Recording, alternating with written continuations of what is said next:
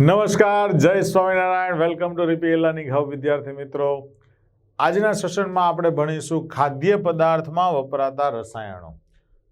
આપણે એમ થશે ખાદ્ય પદાર્થમાં રસાયણોની શું જરૂર પડે? તો વિદ્યાર્થી મિત્રો, ખાદ્ય પદાર્થમાં પણ ઘણા રસાયણોની જરૂર પડે. જેમ કે એક તો એને સાચવવા માટે, પરિરક્ષણ માટે, બીજું એમનું આકર્ષણ વધારવા માટે, અને ત્રીજું એના પોષણ મૂલ્યને વધારવા માટે કેટલાક કેમિકલ્સ ખોરાકની અંદર એડ કરીએ.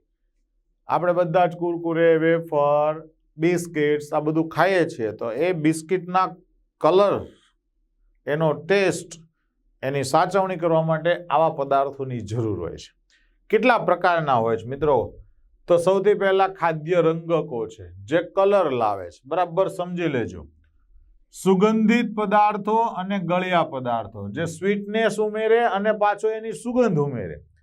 આપણે જ્યારે કેન્ડી ખાતા હોઈએ તો મેંગો ડોલી શબ્દ સાંભળ્યો છે, બરાબર? તો મેંગોનો એક અહેસાસ થાય છે, તો એની અંદર મેંગો ફ્લેવર છે, નથી કેરી નથી, પણ મેંગો ફ્લેવર છે. સ્ટ્રોબેરીની રાસબેરી ચોકલેટ ખાઈએ, કેન્ડી ખાઈએ તો એક સ્ટ્રોબેરી ફ્લેવર છે, બરાબર?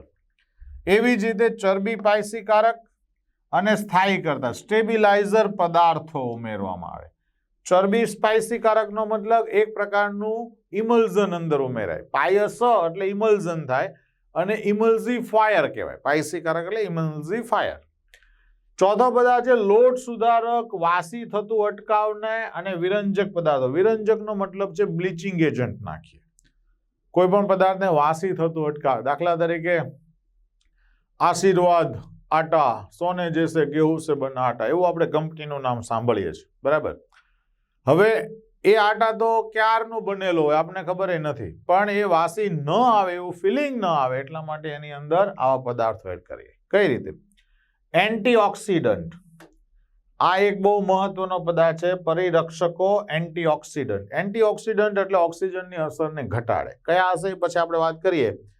અને પોષણ પૂરક પદાર્થો, જેમાં મિનરલ્સ, વિટામિન અને એમિનો એસિડ સંયોજનો અંદર ઉમેરવામાં આવતા હોય. ઘણીવાર શું થાય કે બહુ મોટી કંપનીમાં બહુ હાઈ ટેમ્પરેચરે પદાર્થ બનતો હોય. દાખલા તરીકે લોટની જ વાત કરીએ, કોઈ પણ કંપનીનો લોટ લઈ લો, બરાબર? એ જ્યારે મશીનમાં દળાતો હોય તો હેવી ટેમ્પરેચર હોય, એટલે પોષક તત્વો બધા નાશ પામતા હોય, તો એની અંદર બહારથી પોષક તત્વો ઉમેરવા પડે, અને એ આ છે, બરાબર? ચાલો, એમાં સૌથી પહેલું લઈએ આપણે કૃત્રિમ ગળ્યા પદાર્થો. કૃત્રિમ ગળ્યા પદાર્થો કયા કયા હોય? તો કુદરતી ગળ્યા પદાર્થો ખાંડ છે, પણ ખાંડને લીધે શું થાય છે? ભેગી કેલરી આવે છે. હવે કેલરી જો ઘટાડવી હોય, મેદસ્વીતા વધે, મેદસ્વીતાને ઘટાડવી તો ખાંડને સતત બંધ કરવી જોઈએ. વિદ્યાર્થી મિત્રો, 3 સફેદ પદાર્થો જે હું નામ બોલું છું ને, એ આપણા માટે પોઈઝન છે. જો તંદુરસ્ત રહેવું હોય તો એને આપણે હંમેશા દૂર રહેવું જોઈએ. એમાંનો પહેલો પદાર્થ છે ખાંડ, બીજો પદાર્થ છે મીઠું, અને ત્રીજો પદાર્થ છે એકદમ સફેદ લોટ, એટલે કે જેને મેંદો કહીએ છીએ, બરાબર? આ 3 આપણા માટે તકલીફવાળા છે. કેલરી વધારે, પરિણામે શું થાય? તો એની જગ્યાએ સેકેરિન નામમાં આવે. જો સેકેરિન, બરાબર? ઓર્થો સલ્ફો બેન્ઝીમાઇડ, જેને આપણે નામ શું આપીએ છીએ? સેકેરિન. સેકેરિન એ એની જગ્યાએ અત્યારે વપરાતો લેટેસ્ટ કૃત્રિમ ગળ્યા પદાર્થ છે. આ ઉપરાંત જો સુક્રોઝ કરતા 550 ગણો વધુ ગળ્યો છે. મતલબ કે આનો આમ ગળપણાંક તમે વિચાર કરો કે તમે 550 ગણું વધુ ગળ્યું લાગે, એટલે 5 ગણું થાય. આમ તો સુક્રોઝનો આપણે 100 વિચારીએ, માના 100 છે સ્ટાન્ડર્ડ એકમ તરીકે, અને આ 550 ગણું વધુ ગળ્યું થાય, એટલે 5.5 ગણું વધુ ગળ્યું લાગે. એનો ગળપણાંક આટલું લાગે. બીજું, શરીરમાં એ પરિવર્તન પામ્યા સિવાય સીધું પેશાબ સાથે ઉત્સર્જિત થાય, એટલે એનો મતલબ એમ કે આપણા શરીરમાં કોઈ જગ્યાએ અટકીને રહેવાનું નથી, સીધો નિકાલ પામે. ખાવ ત્યારે ગળ્યું લાગે, ખાધા પછી કોઈ કેલરી મળે નહીં, અને પાછું પેશાબ વટે સીધું ચેન્જ થયા વગર નીકળી જાય. એને લીધે જ હાલમાં આનો ઉપયોગ બહુ વધારે છે, બરાબર?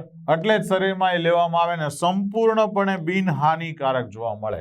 વિદ્યાર્થી મિત્રો, એટલે જ આનો ઉપયોગ ખાંડની જગ્યાએ સેકેરિનનો ઉપયોગ કરવામાં આવે. તમે જોજો, જે પણ વસ્તુ બહુ ગળી હોય ને, અતિશય ગળી લાગે, ખાસ કરીને દુકાનોમાં વપરાતી મીઠાઈઓ, એની અંદર સેકેરિનનો યુઝ કરવામાં આવે, એટલે ગળી તમને પુષ્કળ લાગશે, પણ એની કેલરી હોતી નથી. ઓકે, ચાલો. એવી જ રીતે ડાયાબિટીસની વ્યક્તિઓ, ખાસ કરીને આપણે જુઓ, તમે ડાયાબિટીસ માટે બધી પીળા ડબ્બામાં ગોળીઓ મળતી હોય છે, એનું કન્ટેન્ટ ક્યારેક વાંચજો.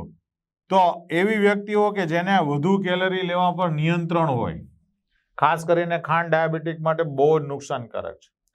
અને એમે તમને કહું તો આ કોવિડના ટાઈમમાં તો ડાયાબિટીક પેશન્ટોએ બહુ જ ધ્યાન રાખવાની જરૂર છે, આપ સૌ જાણો છો, બરાબર. તો એવા લોકો કે જેને માટે ડાયાબિટીસ છે, હાઈ કેલરી ખોરાક લેવાની મનાઈ છે, તો એવા લોકો માટે આ એના માટેનું સોલ્યુશન છે. બજારમાં ઘણી બધી ઉપલબ્ધ હોય છે જુદી જુદી બ્રાન્ડ નેમ પરથી, પણ આપણે જનરલી ડાયાબિટીસ માટેની જે ગોળીઓ વાપરીએ છીએ, બરાબર છે, નેચરલ કંપનીની પીળા કલરના ડબ્બામાં આપણે જોતા હોઈએ છીએ, તો એ આ જ ઘટક છે. ઓકે, ચાલો હવે એની સિવાયના કૃત્રિમ ગળ્યા પદાર્થો કયા કયા છે? આમ તો હું તમને એક શબ્દ આપું, એમાં 4 નામ આવે. SASUA આ એનો ક્રમ છે. A for aspartame, S for saccharin, SU for sucralose અને A ફોર એલિટેમ. ફરીથી એકવાર બોલું, અહીંયા લખી દઉં, જો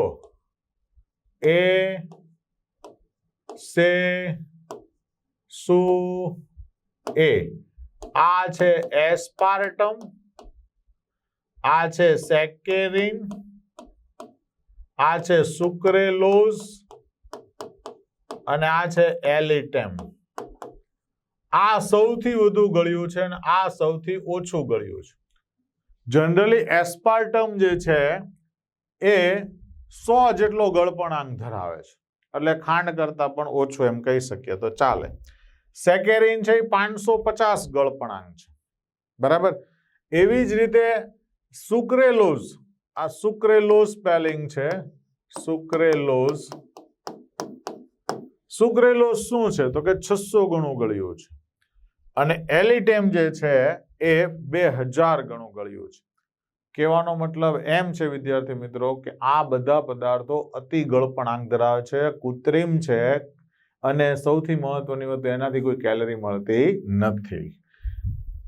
એમાંનો પહેલો પદાર્થ છે એસ્પાર્ટમ.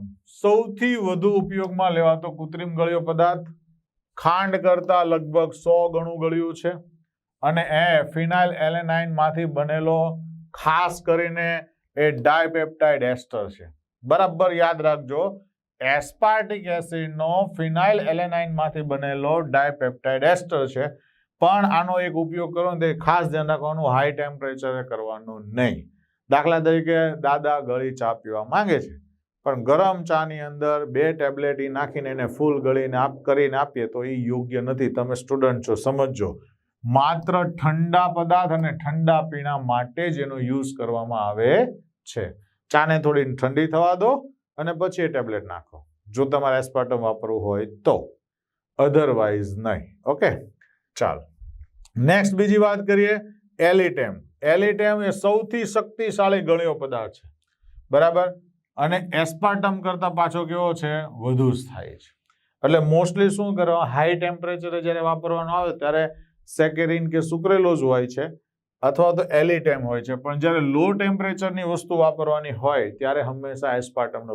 કોઈ પણ પેશન્ટ હોય ને મિત્રો, એને હંમેશા કંપનીના બ્રાન્ડ નેમ વાળા જ આઈસ્ક્રીમ ખવડાવવાનો આગ્રહ રાખવો છે, કે આઈસ્ક્રીમમાં એ લોકો એસ્પાર્ટમ નાખે, એટલે ભાઈને એવું લાગે કે મેં ઠંડો પદાર્થ ખાઈ લીધો છે, અને બીજું કે એને કોઈ કેલરી મળે નહીં, એટલે સુગર એનું હાઈ લો થાય નહીં.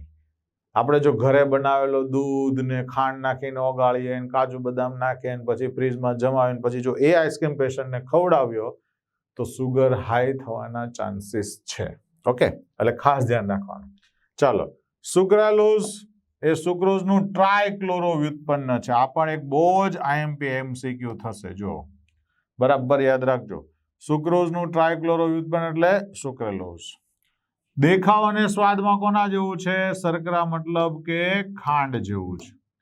બીજું, રસોઈના તાપમાને પણ સ્થાયી છે, મતલબ કે તમે ગરમા ગરમ ચામાં જો નાખવા માંગતા હોય, કોઈ શાક બનાવતી વખતે વઘાર કર્યા પછી ખાંડની જગ્યાએ વાપરવા માંગતા હોય, કોણ હોવું જોઈએ, સુક્રેલોઝ હોવું જોઈએ. ઓકે, ચાલો એની પછી આવે છે ખાદ્ય પદાર્થ પરિરક્ષક. ખાદ્ય પદાર્થ પરિરક્ષક એટલે શું, ખોરાકને લાંબો ટાઈમ સુધી બગડવા ન દઈ દેવા.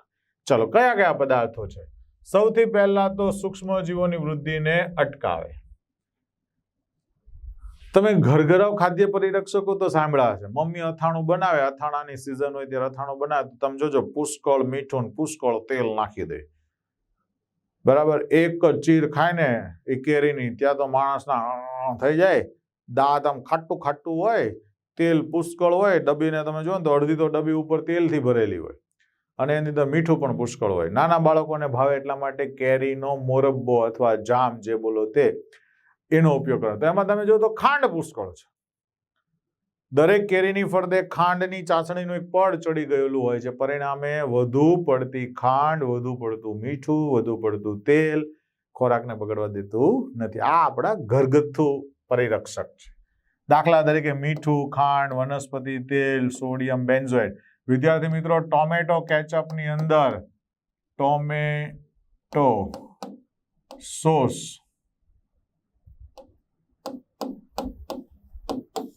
એની અંદર આનો ઉપયોગ કરવામાં આવે.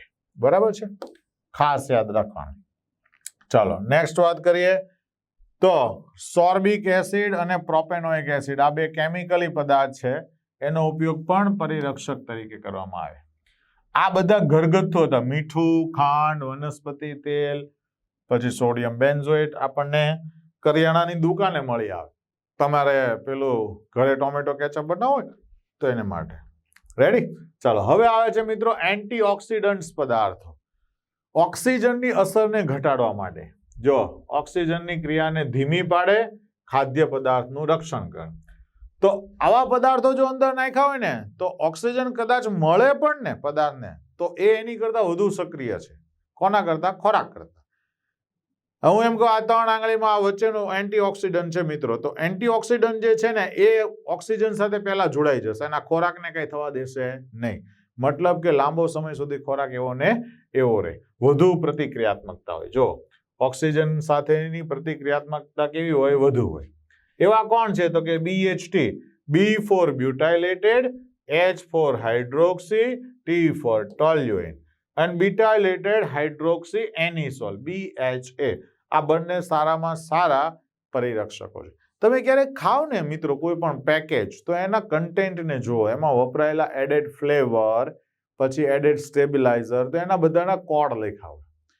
ક્યારેક એવું પણ ટ્રાય કરવાની કે કોડને ગૂગલ સર્ચમાં નાખવાના અને કોડ એ શેનું નામ છે તો ઘણા કોડ તમને આ 3 નામ આપશે, BHT અથવા BHA. બરાબર. ચાલો નેક્સ્ટ વાત કરીએ સફાઈ કરતા પદાર્થ. ખાદ્ય પદાર્થોની વાત પૂરી થઈ. હવે આવે છે ક્લીનિંગ એજન્ટ. સફાઈ કોણ કરે? દાખલા તરીકે ડાઇનિંગ ટેબલ ઉપર જમવા બેઠા છો ને શાક ઢોળાયું છે, દાળ ભાતની દાળ ઢોળાઈ ગઈ છે, કાંઈ પણ ઢોળાયું.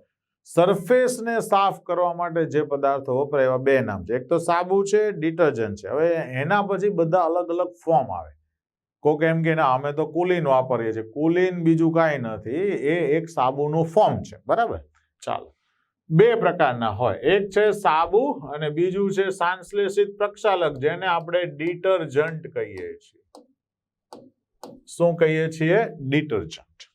શું કહીએ છીએ? ડિટર્જન્ટ. ઓકે. ચાલો સાબુ અને ડિટર્જન્ટ. તો સૌથી પહેલું આ એક સૂત્ર છે જેને કહેવામાં આવે સ્ટીયરિક એસિડનો ગ્લિસરાઇલ એસ્ટર, મતલબ કે ફેટી એસિડ, ચરબી. આ એક પ્રકારે તો આ એક તેલ છે એમ સમજી લો. વનસ્પતિ તેલ કયો કે પ્રાણીજ તેલ કયો, આ એક તેલ છે. બરાબર. એને હોય સોડિયમ હાઇડ્રોક્સાઇડ સાથે પ્રક્રિયા કરીએ એટલે શું થશે તો આ બોન્ડ લાઈન અહીંયાથી તૂટે. ઓકે, અહીંયાથી તૂટે. રેડી. એમાંનો જે H જે છે એ અહીંયા જશે એટલે CH2OH, CHOH ને CH2OH એવું આવી જશે એટલે ગ્લિસરોલ છૂટું પડે. જો અને બાકીનું ONA છે એ આ ભાગને મળે એટલે C17H35COONA એવા આપણને અહીંયાથી આ સ્ટીયરિક એસિડનો સોડિયમ ક્ષાર મળે જેને સોડિયમ સ્ટીયરેટ કહેવાય અને આપણી સાદી ભાષામાં આને સાબુ કહેવાય. શું કહેવામાં આવે? સાબુ. સોડિયમ સ્ટીયરેટ છે, સોડિયમ પાલ્મેટ આવે, પામેટિક એસિડ હોય તો પાલ્મેટ આવે, એવી રીતે. બરાબર. તો આ જે સાબુ બને ને આ પ્રક્રિયાને સાબુનીકરણ પ્રક્રિયા કહેવાય. તમને પરીક્ષામાં પૂછી શકાય સાબુનીકરણ પ્રક્રિયા દરમિયાન બાય પ્રોડક્ટ શું મળે, આડપેદાશ શું મળે, બરાબર? તો એ છે આ. કેવા પ્રકારનો આલ્કોહોલ છે? પ્રાઇમરી, સેકન્ડરી, ટર્શરી કે 1 અને 2 બંને? તો જો પ્રાઇમરી આલ્કોહોલ પણ છે, સેકન્ડરી આલ્કોહોલ પણ છે, પાછો પ્રાઇમરી એટલે કે પ્રાઇમરી અને સેકન્ડરી આલ્કોહોલ પણ છે, બરાબર? આડપેદાશ શું ધરાવે છે? તો કે 3 હાઇડ્રોક્સિલ સમૂહ વાળું છે. આડપેદાશ કયા વર્ગનું છે? તો આલ્કોહોલ વર્ગનું છે. આટલા બધા એમસીક્યુ બની શકે. સાબુનીકરણ પ્રક્રિયામાં વપરાતો એસ્ટર શું છે અથવા તો ચરબી એ શું છે? તો કે સ્ટીઅરિક એસિડ નો ગ્લિસરાઇલ એસ્ટર છે. ઓકે, ચાલો નેક્સ્ટ વાત કરીએ મિત્રો. લાંબી શૃંખલા વાળા ફેટી એસિડ, જો મેં તમને નામ આપ્યા હતા સ્ટીઅરિક એસિડ, ઓલિક એસિડ અને પામિટિક એસિડ, આ ત્રણે ચાલે. એની સાથે સોડિયમ હાઇડ્રોક્સાઇડ નાખો તો સોડિયમ ક્ષાર બને, અને પોટેશિયમ હાઇડ્રોક્સાઇડ નાખો તો પોટેશિયમ ક્ષાર, એટલે સોડિયમ અથવા તો પોટેશિયમ ક્ષાર છે. જનરલી કપડા ધોવાનો સાબુ છે ને એ સોડિયમ ક્ષાર હોય, નાહવાના સાબુ છે એ પોટેશિયમ ક્ષાર હોય, એટલે સોડિયમ ક્ષાર જનરલી હોય છે. જે ચરબીને ખાસ કરીને સોડિયમ હાઇડ્રોક્સાઇડના જલીય દ્રાવણ સાથે ગરમ કરવાથી બનતું હોય, મતલબ સાબુ કોનાથી બને? તો કે ચરબી વત્તા સોડિયમ હાઇડ્રોક્સાઇડને ગરમ કરો. આ પ્રક્રિયાનું નામ છે સેપોનિફિકેશન, એટલે કે સાબુનીકરણ. સાબુનીકરણ પ્રક્રિયાની અંદર શું થાય? તો કે ફેટી એસિડનો એસ્ટર જે છે એ જળ વિભાજન પામે, એક તો સોડિયમ ક્લોરાઇડ સ્વરૂપે અવક્ષેપિત થાય અને ત્યારબાદ દ્રાવણમાં ગ્લિસરોલ રહી જાય. વિભાગીય નિસ્યંદન કરવામાં આવે, વિભાગીય નિસ્યંદન દ્વારા ગ્લિસરોલને અલગ કરવામાં આવે અને આપણને શું થશે? સાબુ પ્રાપ્ત થશે. એટલે એનો મતલબ એમ થયો કે આપણી પાસે સાબુ બની ગયો. ઓકે, તો વિદ્યાર્થી મિત્રો, આજના સેશનમાં આપણે જે પણ કંઈ અભ્યાસ કર્યો એને ફરીથી તમે નેક્સ્ટ વિડીયો ભણો ત્યાં સુધી ફરીથી વાગોળતા રહો, અભ્યાસને વારંવાર પુનરાવર્તન કરતા રહો. રિપીટના આ જ વિડીયોનું વારંવાર પુનરાવર્તન કરવાથી આપણો ટોપિક વધારે ને વધારે સક્ષમ બનશે, સારો બનશે. ફરી મળીએ ત્યાં સુધી ખૂબ સરસ રીતે તૈયારી કરો, આનંદમાં રહો, ખુશ રહો.